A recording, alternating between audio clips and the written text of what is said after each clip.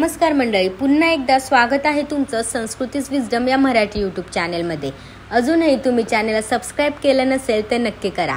पुण्यश्लोक अहिल्याबाई होळकर यांच्याबद्दल आज मी तुम्हाला माहिती सांगणार आहे। पुण्यश्लोक अहिल्याबाई होळकर या 18व्या शतकातील एक महान राज्यकर्त्या होत्या। त्यांचा जन्म 31 मे 1725 रोजी महाराष्ट्रातल्या नगर जिल्ह्यातल्या जामखेड जवळील चोंडी गावात झाला।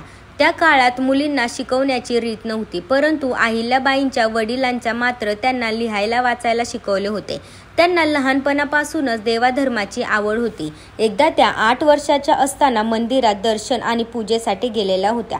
गावातून मराठा साम्राज्याचे मातब्बर सरदार मल्हारराव होळकर यांची स्वारी पुण्याकडे चालली होती। मल्हाररावांनी लहान अहिल्याला मंदिरात पाहिले आणि त्यांचा सुसंस्कृतपणा पाहून आपला मुलगा खंडेराव यांच्यासाठी पसंत केले।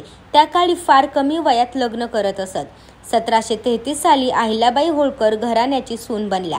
त्यांना मालेराव आणि मुक्ताबाई अशी 2 अपत्ये सुद्धा झाली, पण दुर्दैवाने त्यांचे पती खंडेराव यांना 1754 साली राजस्थानातील एका लढाईत वीरमरण आले। त्या काळी अनेक स्त्रिया आपल्या नवऱ्याच्या मृत्यूनंतर चितेत प्रवेश करून सती जात असत, पण अहिल्याबाईंना मल्हाररावांची सती जाण्यापासून रोखले।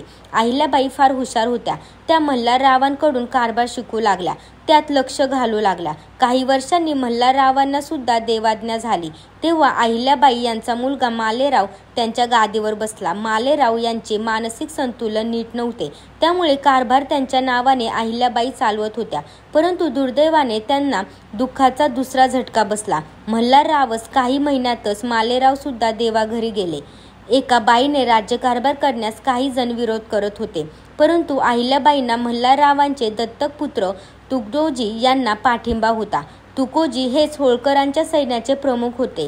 अहिल्याबाईंनी मराठा साम्राज्याचे पंतप्रधान म्हणजेच पेशव्यांना आपला कारभार करू द्यावा अशी विनंती केली आणि ती मान्य झाली।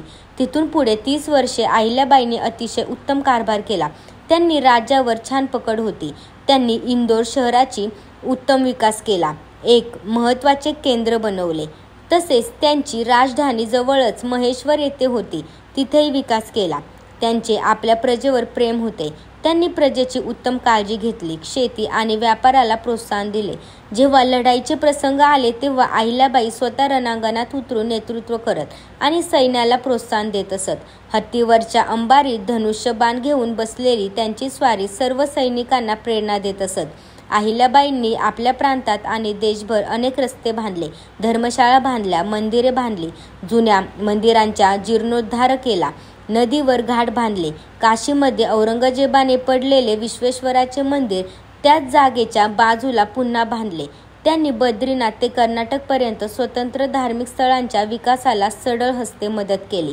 त्यांच्या काळात इंदोर आणि प्रांताचा उत्तम विकास झाला, प्रजेची भरभराट झाली, कलाकारांना उत्तेजन मिळाले, प्रजेकडून त्यांना अतिशय आदर आणि सन्मान मिळाला।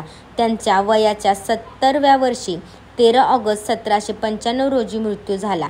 त्यांच्या पश्चातही त्यांनी केलेल्या भरीव कार्यामुळे त्यांनी लोकांच्या मनात संतांसारखेच आदराचे आणि श्रद्धेचे स्थान मिळवले। त्यांनी घालून दिलेल्या कारभाराचा आदर्श आजही लोकांच्या स्मरणात आहे। व्हिडिओ कसा वाटला हे कमेंट करून नक्की सांगा आणि अजूनही चॅनलला सबस्क्राइब केलं नसेल तर नक्की करा। धन्यवाद।